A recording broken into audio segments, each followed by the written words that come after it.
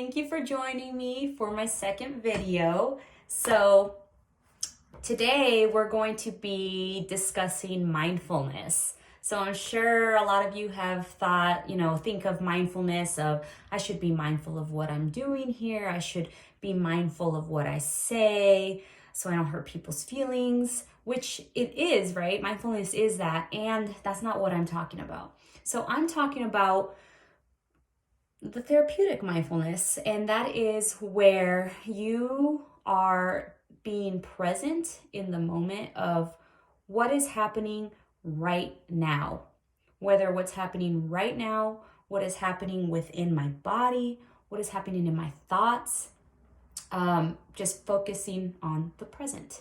And the reason why we want to focus on the present is because if we start thinking about future things, right, and maybe the what ifs, anything like that, what happens? A lot of times that's when our anxieties happen. What if this happens? This could happen, this could happen.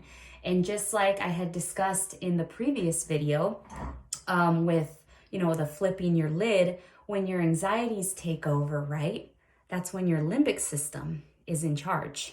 So again, using the hand model, this is going to be our limbic system, which is like our fear, flight, fight responses. And again, this is our smart part. So this is all of our thinking. And this really is what lets the limbic system know that there is or there is not a danger. If there is not a danger, if this little limbic system's freaking out, right? Your smart part takes a look and they're like, you know what, that wasn't a snake. That was just a hose. Chill, okay? That's what this little person does right here, little brain part. So again, if you're thinking about the future, those anxieties take over. A lot of times, very normal, our limbic system is then in control. And then all logic tends to go out the window. If we start thinking about the past, what happens then? We start getting a lot of those depressive symptoms, right? You think about the, oh man, the should-haves, the could-haves. And I don't know about you, but I know when I do that, sometimes my mood, my whole mindset tends to shift. So I really want you all to recognize that. When you think about the future stuff, it can tend to be those anxiety things that you start to feel and think. When you think about the past, a lot of times when we think backwards, it's not fondly a lot of times, and you get depressed, right? So what we really want to focus is on being present. And so how do you do that? You do that through mindfulness. And mindfulness has been around for years.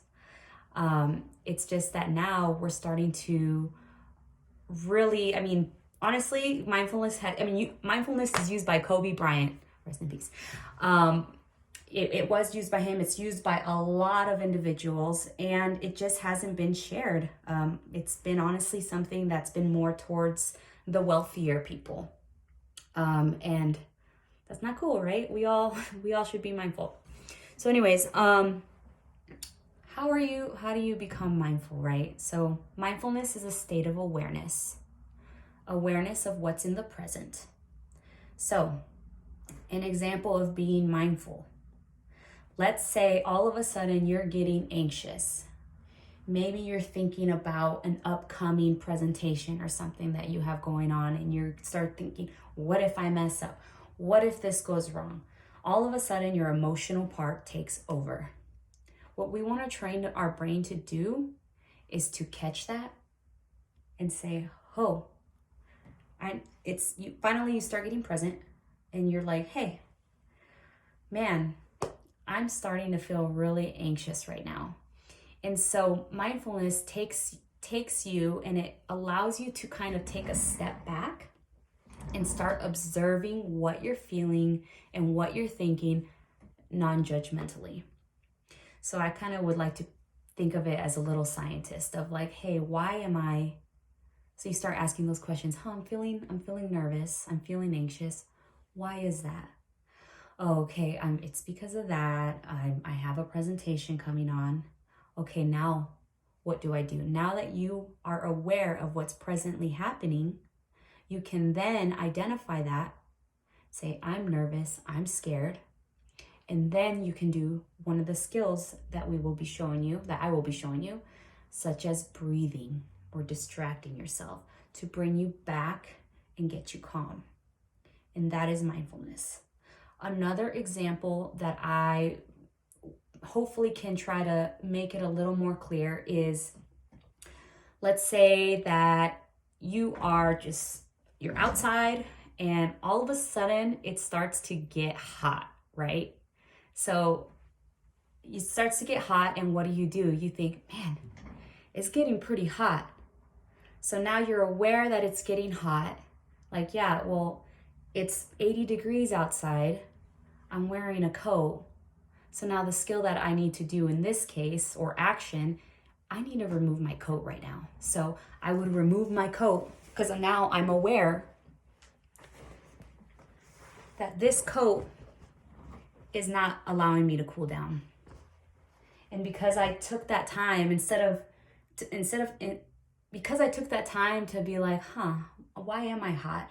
I'm hot because of this. I take that coat off, and then I get better and I get balanced. And that's how I tend to describe mindfulness. You start to be aware, you observe non-judgmentally, and you just take action into what needs to happen, whether it's breathing, distracting, tapping, anything like that. And it is important, I can't stress it enough, to practice it, even though it sounds so silly. And the reason why is because, remember when I said the flipping your lid, right?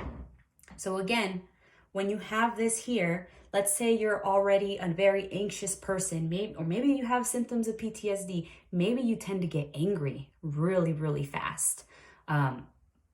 We've all done it, we've all been there. What happens is, as you start practicing mindfulness, right? So whenever you don't have control of your emotions, again, you flip your lid really quick. So this part is in charge.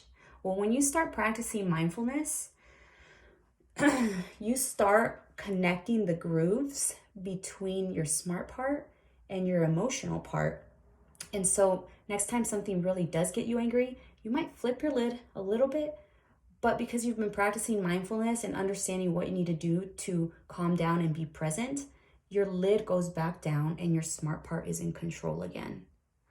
And that is why it's so important. Other ways, ways that you can practice mindfulness, right? Actually, I will make a second video because this video is too long. So I will make another video to this as to ways you can practice mindfulness. Thank you for watching. Please let me know if you have any questions. I would love to make a video on answering those questions and find out any answers for you if I do not know. Again, thank you for watching. I appreciate you all. Have a wonderful, wonderful day.